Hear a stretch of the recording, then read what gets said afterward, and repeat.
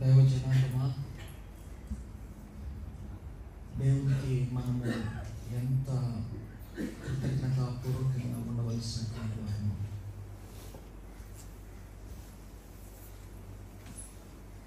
నిజంగా ఈ కాలంలో ఉన్నటువంటి ఈ మన తరానికి సాంకేతిక పరిజ్ఞానం చాలా ఎక్కువ ఇవ్వబడింది. ఒక రచయిత అంటారు, ఇతరుల యొక్క అంటే మన ముందున్నటువంటి వారి యొక్క జ్ఞానాన్ని మనము తెచ్చుకొని ఆ జ్ఞానం మీద ఇంకా కాస్తంత జ్ఞానాన్ని మనము వృద్ధి చేసి మనము ధన్యులం అవుతున్నాం అంటారు. రీసెర్చ్ స్టూడెంట్స్ వారు థీసిస్ వ్రాసేటప్పుడు, వారి పరిశోధన పత్రాన్ని వ్రాసేటప్పుడు వారు ఎవరి దగ్గర నుండి మాటలు తీసుకున్నారో వాటిని కోట్ చేయాలి. కోట్ చేయకపోతే అది వారు వ్రాసినట్టుగా వ్రాస్తే అది చాలా పెద్ద నేరం అన్నమాట. కానీ ఇప్పుడు నేను చెప్పాను కదా, ఒక ఆయన ఏమంటారంటే మనం పొందుకుంటున్న జ్ఞానం అంతా కూడా దాని పునాది ఎవరిదో, మనది కాదు. ఆ పునాది మీద మనం కాస్త అంతా పెంచుకున్నాం అంతే. కాబట్టి మనము జ్ఞానులు అని చూపెట్టుకుంటున్నాం, కానీ మనకు ఉన్నటువంటి జ్ఞానం అంతా ఎవరిదో అది మనము అందుకున్నామని అంటారు. ఈ రోజున ఎవరు ఏ యంత్రం తయారు చేశారో మనకి పేరు తెలియదు, వారెవరో మనకి తెలియదు, కానీ వాటిని మనం ఈరోజు అనుభవిస్తున్నాం. అంటే కొన్ని తరాల జ్ఞానాన్ని ఈరోజు మనము అనుభవిస్తూ ఉన్నాం. కొన్ని వందల తరాల త్యాగాన్ని ఈరోజు మనము సౌఖ్యంగా అనుభవిస్తాం. ఇది భౌతికమైనటువంటి విషయం. ఆధ్యాత్మికంగా మనం ఆలోచన చేస్తే ఆధ్యాత్మికంగా కూడా మనం ఎంత ధన్యులమయ్యామో తెలుసా? అబ్రహాము భక్తునికి బైబిల్ లేదు, ఆయనకు బోధించేటువంటి బోధకులు లేరు.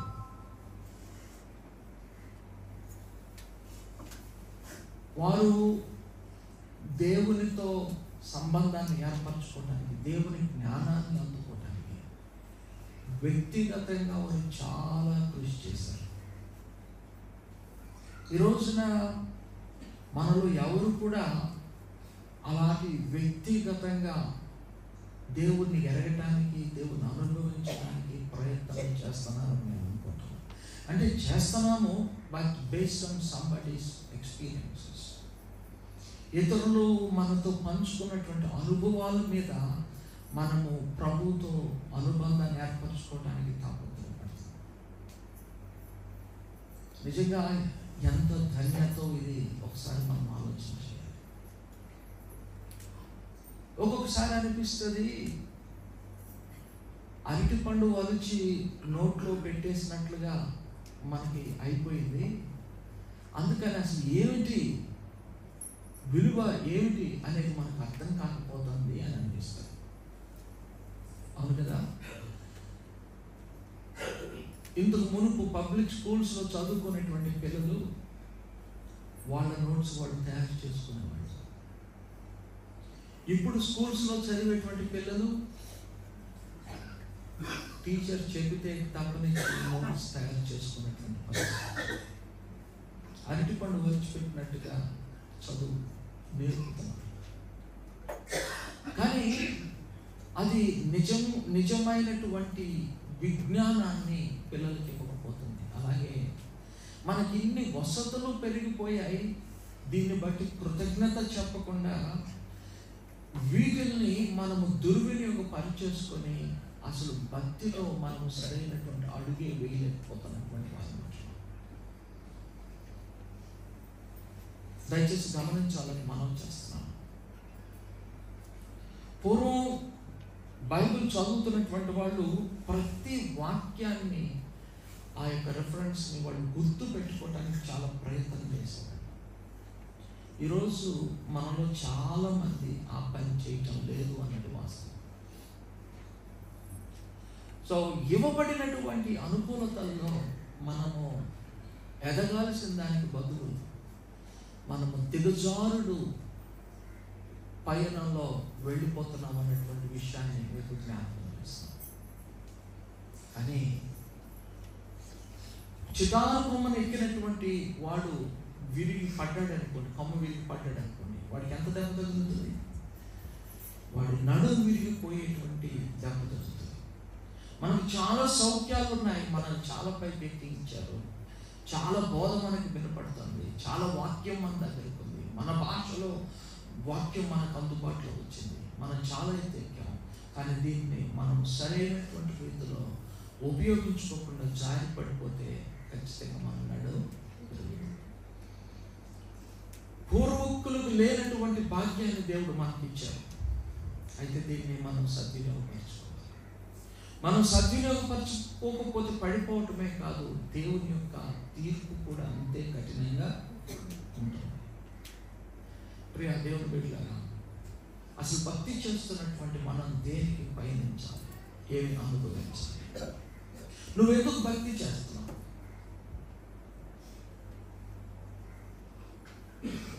ఎందుకు నువ్వు దేవుని సన్నిధికి వచ్చావు? ఎందుకు మనము ఈ సమయానికి గడుపుతున్నాం? ఒకసారి మనం ఆలోచించాలి. ఎవరైతే ఆ ఆలోచన కలిగి భక్తి చేశారో దేవుడు వారి జీవితాలలో ఉన్నారు. వారి జీవితాలలోనే నిజమైనటువంటి సంతోషంతో, నిజమైన సమృద్ధితో నింపారు. ప్రియ దేవుని బిడ్డలారా, గమనించండి.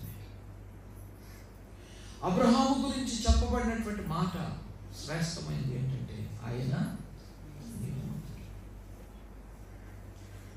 దేవుడు భూమిని అంతటిని ఆయన నాశనం చేయాలనుకున్నాడు.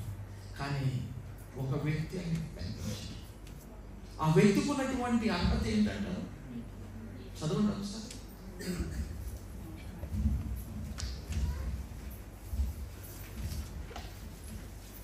యెహోవా, ఈ తరము వారిలో నీవే నా ఎదుట నీతిమంతుడిగా ఇందుక చూచితిని గనుక నీవును నీ ఇంటి వారును ఓడలో ప్రవేశించుడి. ప్రియమైనటువంటి వాళ్ళని గమనించాలి. ప్రభు ఏమంటా ఉన్నారు? ఈ తరము వారిలో నీవే నా ఎదుట నీతిమంతుడు, నీ ఒక్కడవే నా ఎదుట నీతిమంతుడిగా ఉన్నావు. This is the genealogy of Noah. Noah was a just man, perfect in his generations. 6:9 ఆదికాండం. Perfect in his generations. Noah walked with God. Noah walked with God.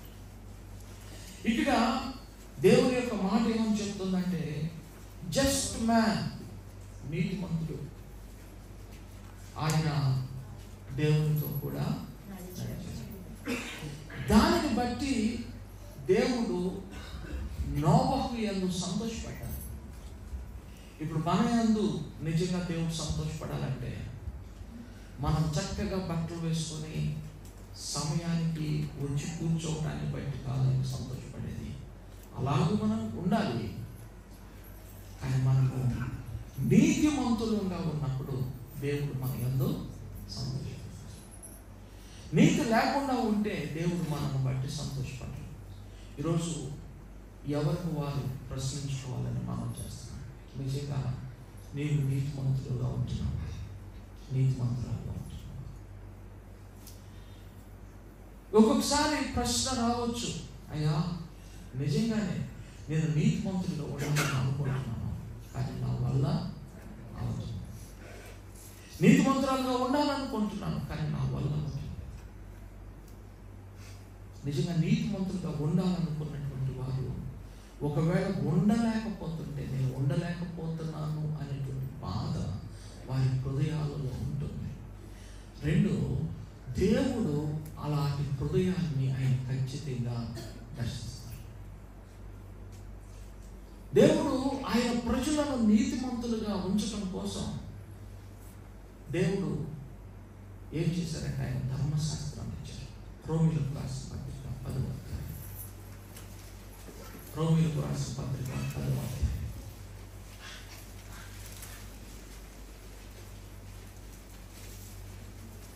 5వ వచనం మొదలు చదువుకోండి. ధర్మశాస్త్రం మూలమగు నీతిని నెరవేర్చువాడు దాని వల్లనే జీవించునని మోషే వ్రాయిచున్నాడు. మోషే భక్తుడు వ్రాశారు, ధర్మశాస్త్రము వలన నీతిని నెరవేర్చువాడు. నీతి వస్తుంది అంటే ధర్మశాస్త్రము ఎందుకు ఇవ్వబడిందంటే పొరపాటును తెలియచేసి ఆ పొరపాటును సరిదిద్దుకొని బ్రతికేటువంటి విధానాన్ని చూపించి నీతిమంతులుగా తీర్చబడటానికి ధర్మశాస్త్రం ఇవ్వబడింది.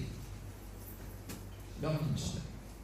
ఇందాక నోవహు దేవుడి దృష్టిలో నీతిమంతుడిగా ఆయన చూడబడ్డాడు కాబట్టి, నీతిమంతుడిగా ఆయన ఉన్నాడు కాబట్టి ఆయనను దేవుడు మరణానికి అప్పగించకుండా ఆయన్ని బ్రతికించాడు. సరే, ఇక్కడ మొదటి విషయాన్ని మనం ఆలోచన చేద్దాం. నీతి ధర్మశాస్త్రం మూలంగా కలుగుతుంది అని మోషే భక్తుడు ఆయన పిల్లలకు తెలియజేశారు, దేవుని పిల్లలకు తెలియజేశారు. కానీ ధర్మశాస్త్రాన్ని తూచా తప్పకుండా పాటించడం చాలా కష్టమవుతుంది. ఒకరోజు నికోదేము అనేటువంటి భక్తుడు ప్రభు దగ్గరికి వచ్చారు. ఆయన ధర్మశాస్త్రాన్ని బోధిస్తున్నాడు. ఆయన బోధిస్తూ ఆయన కూడా బోధింపబడుతూ అలాగూ జీవించాలని తపన కలిగినటువంటి వ్యక్తిగా ఉన్నాడు.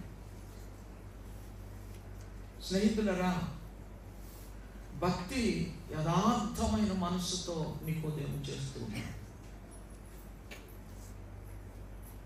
నేను ఏమి చదువుతున్నానో దాన్ని అర్థం చేసుకొని అదే నేను బోధిస్తాను, ఏమి బోధిస్తున్నానో అదే అర్థవంతంగా జీవిస్తాను అని అనుకున్నటువంటి వ్యక్తి నికోదేము. ఆయన బాలుడుగా ఉన్నప్పటి నుండి ధర్మశాస్త్రాన్ని చదువుతూ, ధర్మశాస్త్రాన్ని ధ్యానిస్తూ, ధర్మశాస్త్రాన్ని గ్రహిస్తూ బోధిస్తున్న బోధకుడిగా తయారయ్యాడు. కానీ ఆయన జీవితంలో ఆయనకి లోటు కనిపించింది. ధర్మశాస్త్రం మూలంగా నేను పరిపూర్ణమైన నీతిమంతుని అవ్వలేకపోతున్నాను, నా మాట దేవుడు వింటున్నట్లు నాకు అనిపించటం లేదు, నా మాటకు దేవుడు జవాబిస్తున్నట్లుగా నాకు అనిపించటం లేదు. అందుకనే ఆ తపన తనలో ఉంది. కాబట్టి ఇక్కడ గమనించాలి, నిజమైన భక్తి చేయాలనేటువంటి, నిజంగా నీతిమంతుడిగా నేను ఉండాలనేటువంటి కోరిక తనలో ఉంది. నీలో ఉందా? నిజంగా భక్తి చేయాలి అనే కోరిక నీకుందా? అందరూ వినండి. నిజమైనటువంటి ఆసక్తి నీకుందా? అలా ఆసక్తి ఉన్నటువంటి వాళ్ళు మాత్రమే దేవునికి ఇష్టలుగా మార్చబడ్డారు. నికోదేము తాను ఒంటరిగా ప్రభు దగ్గరికి వస్తున్నాడు. ప్రభు దగ్గరికి వచ్చి అంటున్నాడు, నువ్వు బోధకుడు. నేను బోధకుడిని అనుకుంటున్నాను, కానీ నేను జీవించి బోధించలేని బోధకుడు. నీతిని నేను బోధిస్తున్నాను, కానీ నీతిని నేను జీవించలేకపోతున్నాను. కానీ నువ్వు పరలోకంలో నుండి దిగి వచ్చినటువంటి మేము ఎరుగుదుము. దేవుడు అతనికి తోడై ఉంటేనే గాని, దేవుడు నీకు తోడై ఉన్నారు, నాకు తోడై లేరు. నీవు చేయుచున్న సూచక క్రియలను ఎవడనూ చేయలేరని. అందుకని దేవుడు ఒక సూచనగా ఉండేటువంటి క్రియలను నీ ద్వారా జరిగిస్తాడు. గమనించండి స్నేహితులు, ఆయనలో ఆశ ఉంది. ఇల్లు కట్టాలి అని అనుకున్నటువంటి వ్యక్తి పిల్లర్స్ వేసి ఇల్లు కట్టాలనుకున్నాడు. కానీ పిల్లర్స్ కోసం ఇనుము కొనటం లేదు, చెక్కలు కొనుక్కొచ్చి కిటికీలు దర్వాజాలు చేపిస్తున్నాడు. పని ప్రారంభించలేదు. అంటే తనకు మనసు లేదు, సరైన మనసు లేదు. ఏది ముందు అవసరమో ఏది తర్వాత అవసరం తనకు తెలియదు, తెలుసుకోవాలని మనసు లేదు. అదే పనిగా ఆ తలుపులు దర్వాజాలు చేపించుకుంటా ఉన్నాడు అనుకోండి. వాడు ఎప్పటికీ ఇల్లు కట్టడు, కానీ పని చేస్తున్నాడా లేదా? చేస్తున్నాడు. గురి లేనటువంటి జీవితం. స్నేహితులను గమనించాలి. మీకో దేనికి ఆ గురి ఉంది, ఆసక్తి ఉంది. నేను నీతిమంతుడిగా ఉండాలి, నేను నీతిమంతుడిగా ఉండటానికి నేను ప్రయత్నం చేస్తున్నాను. ఎందుకు? నాకు అది దూరం అవుతుంది. ఆ యొక్క భారం తన హృదయంలో బలంగా ఉంది. ప్రభు దగ్గరికి వెళ్ళి అంటున్నాడు, అయ్యా నాకు లేదు, నీకుంది. నువ్వు సరి అయినటువంటి బోధకుడవు. స్నేహితులను గమనించాలి. దేవుడు ఆయనకు ఒక మంచి సూత్రాన్ని చెప్తాం. అందుకు యేసు నికోదేముతో, ఒకడు క్రొత్తగా జన్మించితేనే కానీ అతడు దేవుని రాజ్యమును చూడలేడు. నిశ్చయంగా నీతో చెప్తున్నాను, దేవుని రాజ్యాన్ని చూడలేడు.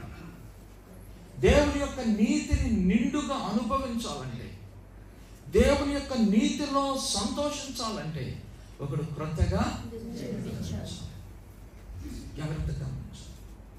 ధర్మశాస్త్రం ఇవ్వబడినది నీతిమంతులుగా తీర్చడం కోసం. కానీ నికోదేముకు అర్థమైంది, ఎంత జాగ్రత్తగా ధర్మశాస్త్రాన్ని అనుసరించిన తాను నీతిమంతుడిగా మారలేకపోతున్నానని గ్రహిస్తా ఉన్నాడు. స్నేహితులారా, నీతంటే బాహ్యంగా చేసేటువంటి పనులు మాత్రమే కాదు. ఈ విషయం మీకు గ్రహింపైందని నేను నమ్ముతున్నాను. నువ్వు అబద్ధం ఆడవు, తెలిసి తెలిసి మోసం చెయ్యవు, తిట్టవు ఇంకొకరిని, కానీ నీ మనస్సులో నువ్వు పాపము చేస్తున్నావు. మనము 10 ఆజ్ఞల గురించి చెప్పుకుంటూ ఉన్నప్పుడు మనం చెప్పుకున్నాం, నువ్వే బొమ్మ పెట్టుకోవద్దు అంటే ఏ చిత్రాన్ని నీ ముందు ఉంచుకోవద్దు. ఆ చిత్రం పోవాలి. నీలో నీ చిత్రం కూడా ఉండకూడదు. నీలో నీ చిత్రం కూడా ఛిద్రమైపోవాలి. అప్పుడు నువ్వు క్రీస్తు అనే చిత్రాన్ని నువ్వు చూడగలుగుతావు. క్రీస్తు అనే చిత్రాన్ని చూసినప్పుడు నీకు బాగుంటుంది. స్నేహితులను అర్థం చేసుకోండి, నీ తలంపులో కూడా పాపం చేయకూడదు. నీ తలంపులో కూడా నేను అన్న దానికి చోటు ఉండటానికి వీలు. అందరికి వినిపిస్తుందా? బయట ఉన్నవారు అందరూ వినగలుగుతున్నారా? శ్రద్ధగా వినండి.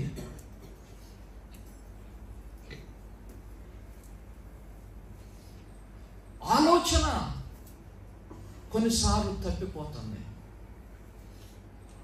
ధర్మశాస్త్రం వల్ల నాకు అది కలగకపోతుంది అని అర్థం చేసుకున్నాడు నీకు. ఈ రోజున నీవు అర్థం చేసుకున్నావా? నిజంగా నీతి కొరకు తపన కలిగినటువంటి వ్యక్తివైతే, అయ్యో నేను ఫలాంది చేయగలుగుతున్నానా, చేయలేకపోతున్నాను, నువ్వు ఆలోచన చేస్తావు. ఇక్కడ పౌరు భక్తుడు రోమా పత్రికలో ఏమని వ్రాస్తున్నాడో చూడండి. ఆరో వచనం. అయితే విశ్వాసమగు నీతి ఇలాగు చెప్పుచున్నది.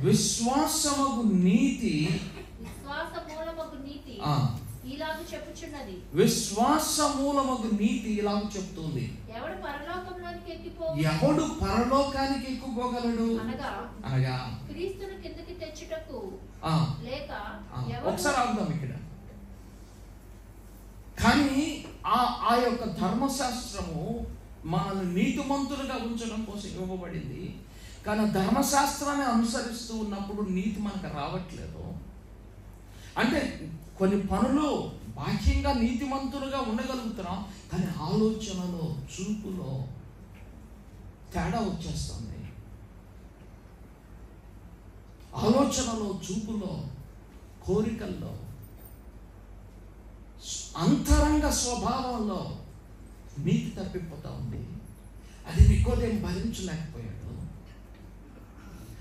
తనకి ఎలా అనిపించిందంటే, తన చిన్న ఆలోచనలో పొరపాటు చేసినప్పుడు భయంకరమైనటువంటి పాపంలో పడిపోయినటువంటి భావం కలిగింది ఆయనకి. దాన్ని తట్టుకోలేకపోతున్నాడు. అరే, ఎందుకు నేను ఈ పని చేశాను, ఎందుకు నా మనసులో నేను పరిశుద్ధంగా నీతిగా ఉండలేకపోయాను అని ఆయన తల్లడిల్లిపోతున్నాడు. కనుక విశ్వాసము ధర్మశాస్త్రము ఇవ్వలేనటువంటి నీతిని మనకు ఇస్తుందంట. జాగ్రత్తగా గమనించాలి. వారికి ధర్మశాస్త్రం మాత్రమే ఉంది మోషే కాలంలో. వారికి విశ్వాసం ఇంత సూటిగా ప్రకటింపబడలేదు. వారికంటే మనం ధన్యులమయ్యాం.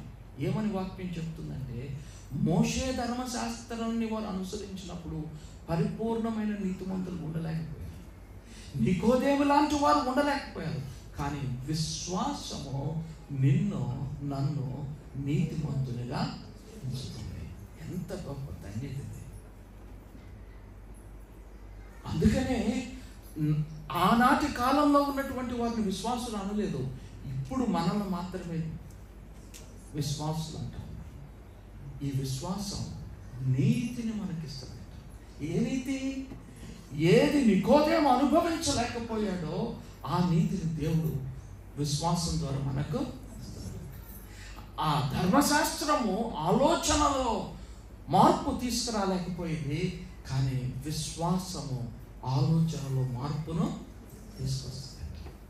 విశ్వాసము వారి యొక్క కోరికలను మార్చలేకపోయింది. అందుకని ఇంకా కొంతమంది త్రాగుడు త్రాగేటువంటి వారుగా ఉన్నారు. ఇంకా కొంతమంది బహుభార్యత్వాన్ని కలిగినటువంటి వారుగా ఉన్నారు. కానీ విశ్వాసము వాటిని మించిన నీతిలోనికి మనల్ని నడిపిస్తుంది. ఎంత ధన్యులు! వ్యసనం నుండి విడిపిస్తుంది విశ్వాసం. విశ్వాసం ప్రతి విధమైనటువంటి చెడు మీద జయిస్తూ ఉంది. ఈ విశ్వాసం అంటే ఏమనుకుంటున్నారు? ఇక్కడ రెండు విషయాలు పౌలు భక్తులు రాస్తా ఉన్నారు. ఇప్పుడు చదువుదాం మరలా 6వ వచనం. అయితే విశ్వాసం మూలమగు నీతి ఇలాగు చెప్పుచున్నది, ఎవడు పరలోకంలోనికి ఎక్కిపోవును? ఎవరు పరలోకానికి ఎక్కిపోగలరు? ఆగండి. ఎవరు ఎక్కగలరు? ద్వితీయోపదేశకాండం 30వ అధ్యాయం. ద్వితీయోపదేశకాండం 30వ అధ్యాయం 12 నుండి 14 వచనాలు చదవండి ఒకసారి.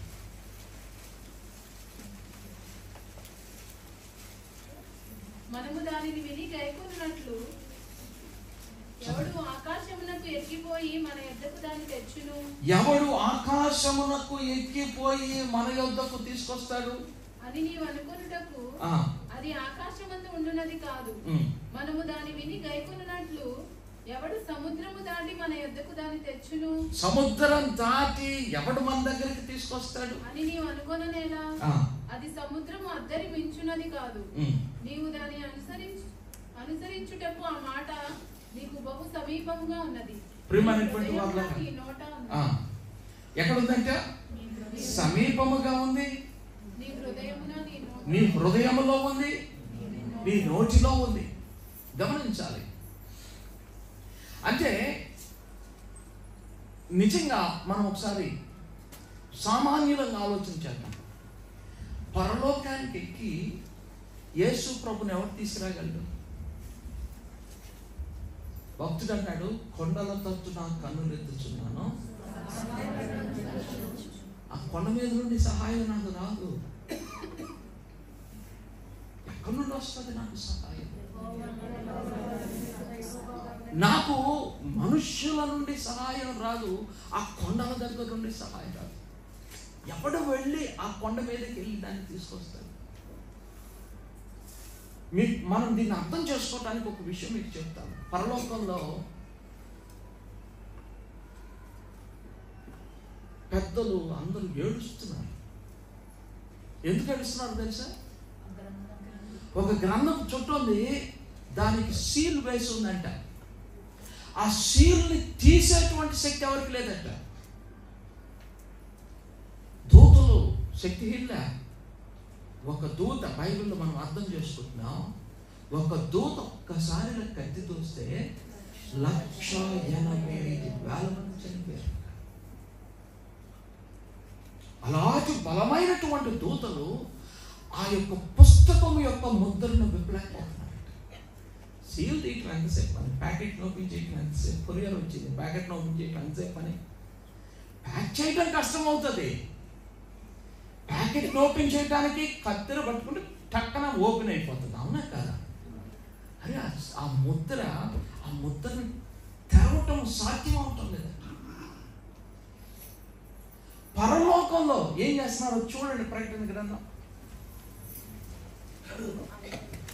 గ్రంథము విప్పుటకైనను చూచుటకైనను యోగ్యుడెవడను కనబడినందున నేను బహుగా ఏడ్చుచుండగా. ఎక్కడ ఏడుస్తున్నారు? What is this? పరలోకంలో అలాంటి పరిస్థితి ఏంటి అసలు?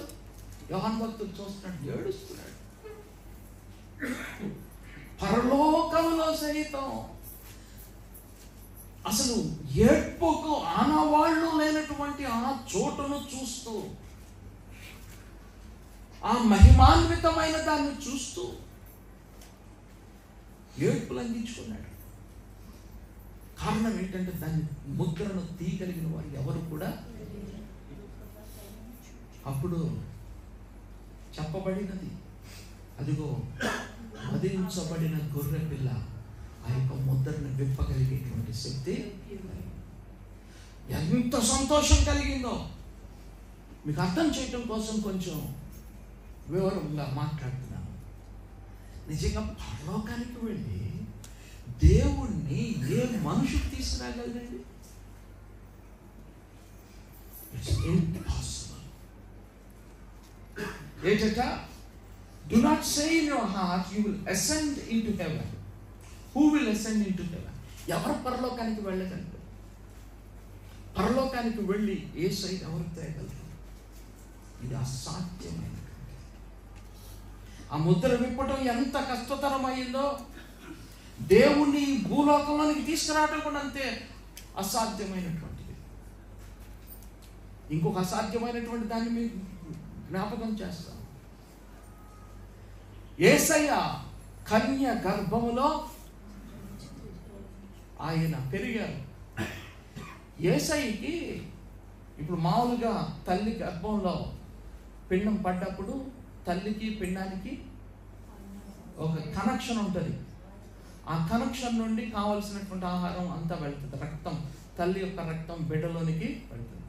మరియ రక్తం యేసయ్యలోకి వెళ్ళిందంటారా? నో, లేదు. యేసయ్య జన్మ పాపి కాదు. యేసయ్య జన్మ పాపము లేనటువంటి వాడు. ఆదాములో మనందరం పాపం చేశాం. అంటే మన కణాలు ఆదాములో ఉన్నప్పుడు ఆదాము పాపం చేశారు కాబట్టి ఆ పాపమును మనందరం కూడా పంచుకుంటున్నాం. మనం కనేటువంటి పిల్లలందరూ కూడా పంచుకుంటున్నారు. కానీ యేసయ్య ఆ యొక్క పాపములో పాలు లేనటువంటి వాడుగా ఆయన కేవలం వచ్చి మరియ గర్భాన్ని మాత్రము వాడుకొని మరియ గర్భంలో మన రూపాన్ని ధరించి ఆయన మనలాగా పెరిగారు. కన్య గర్భవతి అవ్వటం అసాధ్యము. కానీ మన కోసం యేసయ్య దాన్ని సాధ్యం చేశారు. నమ్ముతున్నారా మీరు? మరియకు యేసయ్య పిండముగా ఉన్నప్పుడు కనెక్షన్ లేదంటే నమ్ముతున్నారా మీరు? గమనించాలి. అసాధ్యమైన దానిని దేవుడు మన కోసం సాధ్యపరిచాడు. స్నేహితులరా, ఇంకో మాట చెప్పనా? యేసయ్య శరీరాన్ని మరణం చంపలేదు. ఏమంటారు మీరు? యేసయ్య శరీరాన్ని మరణం చంపలేదు. ఆయన రక్తం అంతా వాడింది. ఆయన ప్రాణం దానంతటికి పోలేదు. ఆయన ఒప్పుకుంటే ప్రాణం బయటికి వెళ్ళింది. నాన్న, ఇదిగో నా ఆత్మను నీకు ఇస్తున్నాను అంటే ఆ ప్రాణం బయటికి వెళ్ళింది. ఎవడు నా ప్రాణాన్ని తీసుకోలేడు. నా అంతట నేనే దాన్ని పెడుతున్నాను. దాన్ని పెట్టడానికి అధికారం ఉంది. దాన్ని తిరిగి తీసుకోవడానికి కూడా నాకు అధికారం ఉంది. గమనించండి, అసాధ్యం. ఆయన అక్కడికి వెళ్ళి అక్కడి నుండి క్రింద తీసుకోవాలి. కానీ ఆయన మన కోసం కోసం వచ్చారు. మరియ గర్భములో ఆయన అసాధ్యమైన రీతిలో ఆయన ఉన్నారు. ఆయన మరణంలో అసాధ్యమైన రీతిలో ఆయన శరీరాన్ని అంతా చీల్చి చెండాడేసిన ఆయన ప్రాణాన్ని ఆయన ఇస్తే తప్ప నుంచి అది ఆయనలో నుండి ప్రాణం. గమనించండి, దాన్ని నమ్మితే, ఏది నమ్మితే, ఇక్కడ యేసయ్య పరలోకములో నుండి మన కొరకు మనుషుడు ఎవరు తీసుకురాలేరో కానీ ఆయన వచ్చారు. ఇది నమ్మితే, అంటే నీ కోసం దేవుడు వచ్చారు అని నువ్వు నమ్మితే, ఆ నమ్మకం, ఆ విశ్వాసం ఏదైతే నికోదేముని ఆచరించలేకుండా తటపడాయించేలా దిగులు పడేలా చేసిందో, నువ్వు పడటానికి వీలు లేకుండా నిన్ను చేస్తుంది. ఆలోచించండి, ఎంత ధన్యులో మనం ఒకసారి ఆలోచించండి. అసాధ్యమైన దానిని దేవుడు మన కోసం సాధ్యం చేశాడు. నువ్వు నమ్ముతున్నావా? నీ Yesayya, why he is above everybody. మనుషులు దేవుళ్ళ పేర్లు పెట్టుకుంటుండొచ్చు, స్టిల్ హ్యూమన్ బీయింగ్స్. వారి శరీరాలు మరణము చేత ఏలుబడి చేయబడ్డాయి. But not Jesus Christ. యేసుక్రీస్తు ప్రభు యొక్క శరీరాన్ని కాదు. చెప్పండి, ఇప్పుడు ఆ యేసయ్య అడుగుల్లో మనం అడుగులు వేయటం మంచిదా, లేకపోతే దేవుళ్ళని చెప్పుకున్న మనుషుల వెంబడించి అడుగులు వేయటం కరెక్టా? మీరు చెప్పండి. నిజంగా నేను నమ్మించానంట, the moment you believe, all your transgressions are forgiven, all your sins are wiped away. నువ్వు దాన్ని నమ్మిన వెంటనే నీ యొక్క పాపాలన్నీ కూడా క్షమించబడతాయి. ఎంతమంది అర్థం చేసుకుంటున్నారు? ఈ క్షణం నువ్వు నమ్మితే యేసయ్య నీ పాపాన్ని క్షమిస్తాడు. జాగ్రత్తగా గమనించాలి. రెండో మాట పౌలు భక్తుడు ఇక్కడ ఏమంటున్నారు? అక్కడి నుండి తేటానికి మనుషుడు వల్ల అవ్వదు. ఇందాక మనము ద్వితీయోపదేశకాండం చదివాం. ఆ సముద్ర ఆవల నుండి తీసుకురావటం ఎవడు చేస్తాడు? ఇనెబిలిటీని చూపించారు, చేతకానితనాన్ని చూపించారు, కానీ అది దేవుని వలన సాధ్యం. అరే, అక్కడి నుండి ఇక్కడికి దేవుణ్ణి తేగలిగిన తండ్రి నీ జీవితంలో చిందరవందరైన దాన్ని బాగు చేయలేరా? చెప్పాలి. ఆయన యందు ఎప్పుడైతే విశ్వాసం ఉంచుతారో చిందరవందరైన మన బ్రతుకును కూడా ఆయన చక్క పెడతారు. చిరిగిపోయిన విస్తర అంటారు కదా, ఒకవేళ ఆ విస్తరి చిరిగిపోయి దానిలో ఉండవలసినటువంటి ఆహారం అంతా నేలపాలైనా దేవునికి అసాధ్యమైంది ఏది కూడా. నమ్ముతున్నావా? ఆ ఫెయిత్ మనకు ఉన్నప్పుడు, ఆయన సన్నిధిలోనికి మనం వచ్చినప్పుడు ఎంత సంతోషపడతామో కదా. ఇలాంటి దేవుడు నాకున్నాను కదా, దిగులేంటి నాకు. ఇంకా రెండో విషయం, అక్కడ పౌలు భక్తుడు ఏమంటున్నారు చూడండి, 7వ వచనం 10వ అధ్యాయం రోమా పత్రిక. అనగా క్రీస్తును కిందకి తెచ్చుటకు లేక ఎవడు అగాధంలోనికి దిగిపోవును? క్రీస్తుని పైకి తేవటానికి అగాధంలోనికి ఎవడు వెళ్తాడు? గమనించాలి. క్రీస్తుని పరలోకంలో నుండి మనకి తేటానికి ఎవడు వెళ్తాడు? ఎవడు తీసుకురాగలడు? రెండో ప్రశ్న ఏమంటున్నారంటే, ఎవడు పాతాళమునకు వెళ్ళి క్రీస్తు ప్రభువుని అక్కడి నుండి పైకి తేగలడు? జాగ్రత్తగా గమనించాలి. క్రీస్తుకు ముందు,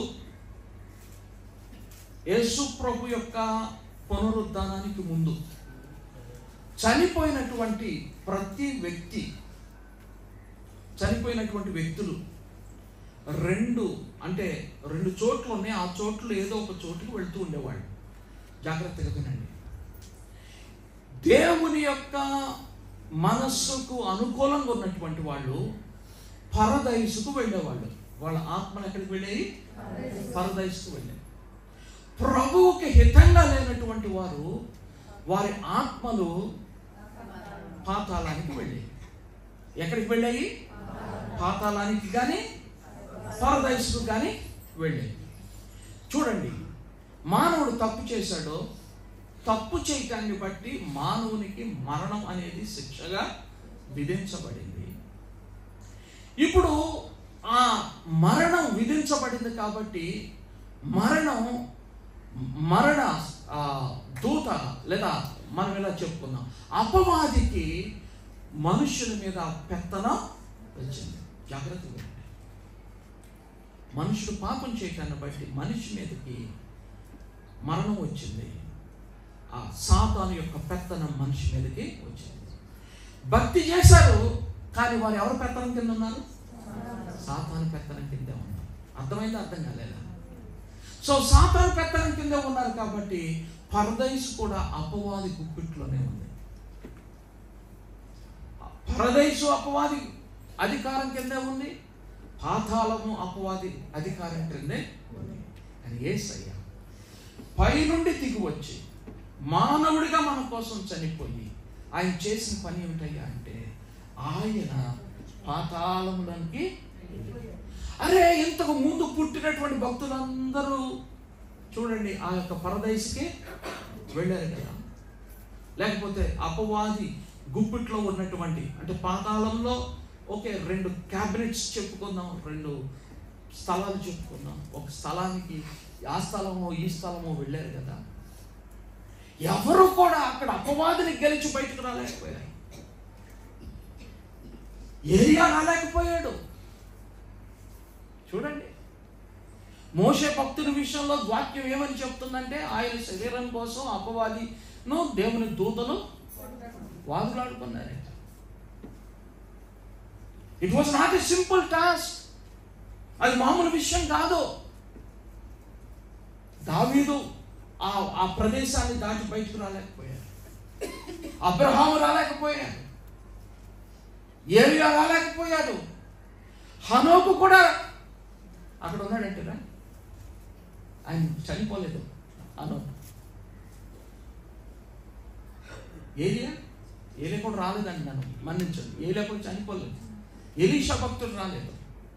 ఏలియాని హనోకుని ప్రక్కన పెడతాం, మన్నించండి. ఎలీషా భక్తుడు ఆ ఉచ్చులో నుండి బయటకు రాలేకపోయాడు. దావీదు రాలేకపోయాడు. దానియేలు రాలేకపోయాడు. ఎవరు రాలేకపోయారు. ఎంత కష్టమైనటువంటి విషయం. మనకేమనిపిస్తుంది, ఎవడు మాత్రం వస్తాడు. కానీ యేసయ్య దానిని గెలిచి బయటకు. చూడండి, మరణం అంతటిన ఆయన భూమి యొక్క కింది భాగంలోకి దిగినని అర్థం ఇచ్చుచున్నది కదా. ఆయన భూమి యొక్క క్రింది భాగంలోకి దిగినని అర్థం ఇస్తున్నది కదా. దిగినవాడు తానే సమస్తమును నింపునట్లు ఆకాశ మండలంలో అన్నిటికంటే మరి పైకి ఆరోహణమైన వాడునై ఉన్నాడు. స్నేహితులను గమనించాలి. ఆ క్రింద నుండి ఎవరి పైకి తీసుకెళ్ళాలి, కానీ ఆయన క్రిందకు వెళ్ళి ఆయన పైకి వచ్చాడు. ఎంత పైకి వచ్చాడంటే పైకి వచ్చేసాడు. జాగ్రత్తగా గమనించాలి. ఆయన చనిపోయింది ఎవరి కోసం? మన పాపం కోసం. గమనించాలి. ఆయన తిరిగి లేచింది ఎందుకోసం? ఆ పాపం మన మీద పెత్తనం చేయడానికి అధికారం లేకుండా చేయటం కోసం. ఇందాక నికోదేము ఆలోచనలోనో చూపులోనో ఎక్కడో జారిపోతున్నాడు. అయ్యా, ధర్మశాస్త్రాన్ని వల్ల నేను నీతిమంతుడిగా తీర్చబడగలను అనుకుంటున్నాను, కానీ ఎందుకో నా ఆలోచనలో చెడిపోతున్నాను. నికోదేమా, ఇది కష్టం అనిపిస్తుంది, కానీ నీ పక్షాన ఆ పరలోకములో నుండి క్రిందకు దిగి వచ్చాడు.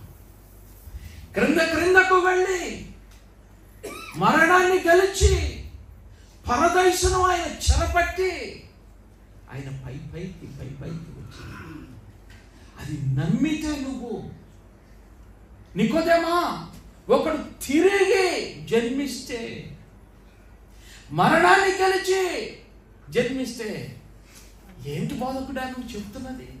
నేను ఇప్పుడు ముసలాన్ని కదా, నేను మరలా తల్లి గర్భంలోనికి వెళ్ళి నేను మరలా ఎలా పుట్టగలను?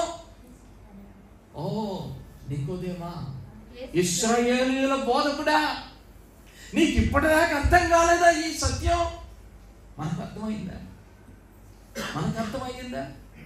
యేసయ్య మన కోసం వచ్చారు, ఆయన నమ్మితే నీ పాపం క్షమించబడుతుంది. యేసయ్య ఆ యొక్క పాతాళంలో లేదా ఆ యొక్క అపవాది చేతిలో ఉన్నటువంటి పరదైస్సును ఆయన బయటకు తీసుకొచ్చారు. నువ్వు నమ్ముతున్నావా? అది నమ్మితే పాపము లేని పరిశుద్ధ జీవితాన్ని, నీతిమంతమైన జీవితాన్ని మనము జీవించటం సాధ్యమో? చెప్పాలి, సాధ్యమో అవుతుంది. మరి నీకు సాధ్యమవుతుందా? నికోదేముకు అవకాశం లేకపోయింది, కానీ ఈ రోజున మనకు అవకాశము ఉంది. ఎందుకు? నమ్మలేకపోతున్నావు. యేసయ్యను నమ్మలేకపోతున్నావు. యేసయ్యను మాత్రమే నమ్మటంలో నీ యొక్క జీవితాన్ని ముడివేసుకోలేకపోతున్నావు. ప్రియమైనటువంటి వాళ్ళరా, జాగ్రత్తగా మనం గమనించాలి. ఈ వచనాలను చాలా సార్లు మనుషులు అపార్థం చేసుకుంటున్నారు. ఏంటండి? 10వ వచనం ఒకసారి చదవండి. 9, 10 వచనాలు. అదేమనగా యేసు ప్రభువని నీ నోటితో ఒప్పుకొని దేవుడు మృతుల్లో నుండి ఆయన లేపినని నీ హృదయమందు విశ్వసించిన యెడల నీవు రక్షింపబడుదువు. ఏలయనగా నీతి కలుగునట్లు మనుషుడు హృదయంలో విశ్వసించును, రక్షణ కలుగునట్లు నోటితో ఒప్పుకొనును. ప్రియమైనటువంటి వాళ్ళని గమనించాలి. విశ్వసించి ఒప్పేసుకుంటే క్రైస్తవుడు అయిపోయారని చెప్పేసి చాలా మంది అనుకుంటారు. ఏం విశ్వసించాలి ఇప్పుడు మనం? అదిగో పై నుండి ఆయన దిగి వచ్చారు. అసాధ్యమైన దానిని దేవుడు మన కోసం సాధ్యం చేశాడు. అదిగో ఆయన క్రిందకు దిగి వెళ్ళి అక్కడ నుండి పైకి ఆయన ఎక్కి వచ్చి పాపపు జాడలు లేకుండా, పాపపు వాసన లేకుండా బ్రతికేటువంటి శక్తిని విశ్వాసము ద్వారా ఆయన మనకు ఇస్తా ఉంటాడు.